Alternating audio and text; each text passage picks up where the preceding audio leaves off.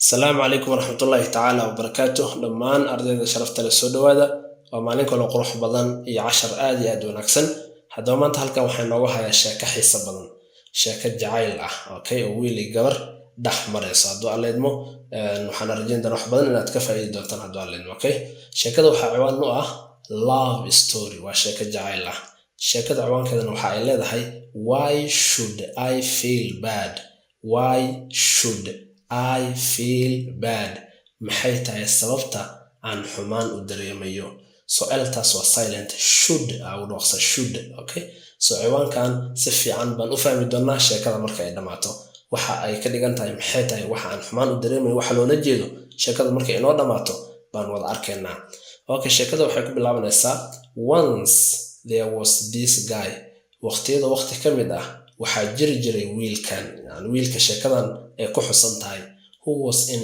love with a girl wiilkaasoo gabar jacayl u qaaday she wasn't the most beautiful and gorgeous gabadhaas maysan ahayn gabdhaha ugu qurxoon and gorgeous sidoo kale waa beautiful bay la macnaysan tahay laakiin waa quruxdu aad loo sii tilmaamayo so maysan ahayn gabdhaha ugu qurxoon oona soo jiidashada iyo qurux zaa'id leh maysan ahayn but for him laakiin asaga she was everything wax walba ayay waxayd yani gabadhaas markii la fiirsho maysan ahayn gabdhaha ugu qurxoon maysan ahayn laakiin asaga yani wax walbay u waxayd he used to dream about her gabadhaas mar walba waa uu ku riyoon jiray about spending the rest of life with her si gabadhaas uu ula qaato spending waa la qaadasho si gabadhaas ula qaato noloshiisa inta ka dhiman about spending the rest of life with her si gabadhaas ula qaato noloshiisa inta ka dhiman his friends saaxiibadiis told him waxa ay ku dhaheen why do you dream maxay tahay sababta aad ugu riyoonayso so much about her sababta aad ugu riyoonayso gabadhaas maxay tahay when you don't even know if she loves you or not adigoo aanan ogeyn gabadhaas inay ku jeceshahay iyo in kale first tell her your feelings waxay wiilasha sheekadiisa watan waxay leeyihiin marka hore u sheega dareemahaaga feelings oo dareemo and get to know waxaana ogaataa if she likes you or not in ay ka heshay iyo in kale he felt that was the right way haddaba wiilkii gabadha jeclaa wuxuu ogaaday halka keliya oo jiro in uu sidaas eeta yani in gabadhi uu dareemihiisa u sheegto the girl knew from the beginning gabadhii horaantiba waxa ay ogeed that this guy loves her in wiilkani uu aad u jecel yahay yani gabadha horaanteeda horeba way iska ogeed in wiilkani uu aad u jecel yahay one day maalmaha ka mida when he proposed markii uu usoo bandhigtay proposed waa soo bandhigisho yani markuu usoo bandhigtay dareemaha iyo jacaylka uu gabadha u qabo she rejected him waa ay diiday yani wuxuu yani sida uu jacaylkiisa ugu soo bandhigtay dan gabadhi maysan ka aqbalino waa ay diiday his friends thought he would take alcohol saaxiibadiis waxa ay ku fikireen ay u malaynayeen in uu khamro drugs iyo daroogo and ruin his life noloshiisana uu burburinayo waxay u malaynayeen in uu khamro isku daldalayo drugs daroogooyin uu isticmaalayo and ruin means to destroy yani in aad wax burburiso and ruin his life iyo in uu noloshiisa burburiyo yani markii gabadhi jacaylkiisa u sheegay gabadhin ay diiday saaxiibadiis waxay islahaayeen ninkan khamro isku daldali doonaa daroogooyin tiro badan noloshiisana wuu burburin doonaa to their surprise waxaa la yaab ku noqday surprise waa la yaab waxaa la yaab ku noqday he was not depressed means yani sadness waa qofka inuu murugoodo he was not depressed muusan murugoon when they asked him how was it that he is not sad markii saaxiibadiis wiilkii ay ku dhaheen maxay tahay sababta aadan u murugoonin he replied wuxuu ku jawaabay why should I feel bad maxay tahay sababta xumaan aan u dareemayo yani jacaylka gabadha u sheegtay then saaxiibadiis waxay islahayn wiilkan waa uu niyad jabay, khamro isku daldali doonaa, darooweyn isticmaali doonaa, noloshiisana wuu burburin doonaa. So wiilkii waxay ku dhaheen marka maxay tahay sababta aad u murugoonin? So wiilka marka wuxuu dhahay why should I feel bad? Maxay tahay sababta aan xumaan u dareemayo?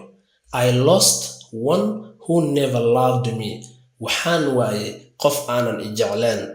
And she lost the one who really loved and cared for her. Ayadana waxay weysay qof aad u jeclaa oona aad u daneynayay.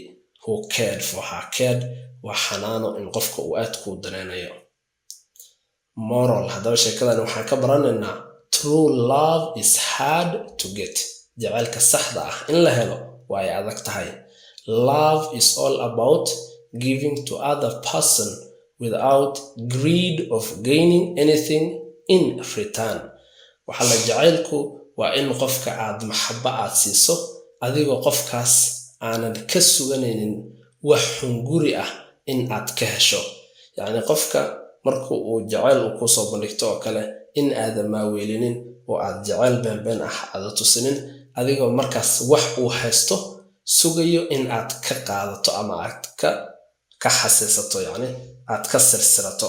Okay, yani jacaylka saxda ah waa in qofka aad si maxaba ah aad u jeclaato si lamid ah adigoo aanan rajaynin qofkaas wax in aad ka hesho.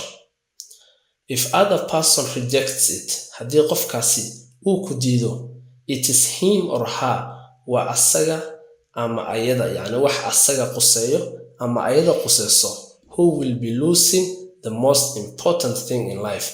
Haddii qofkaas qof intaad jeclaato haddaba qofkaasi uu ku diido, waa dhib asaga ama ayada u taalo, sababtoo ah qof ayada ama asaga waxay weynaysaa ama wuxuu weynayaa waxa ugu muhiimsan noloshiisa ama nolosheeda.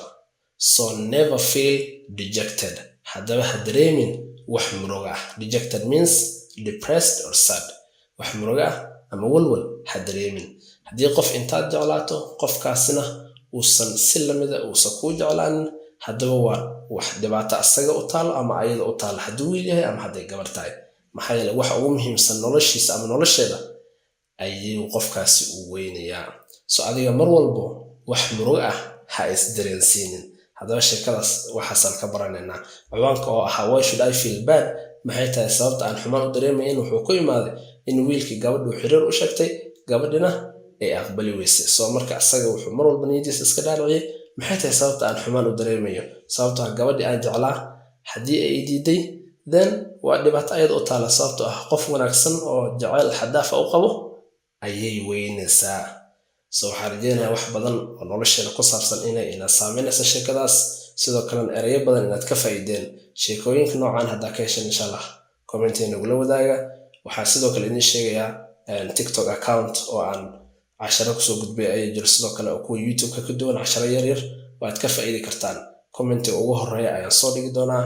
So xaggana naga soo follow gareeya si halkaasna aad uga faa'iidaan casharada aan soo gelino. Muuqaalkan muuqaalka inta ka kulmi doona khayr badan baan ku ogahay. sidaas nabadgelyo.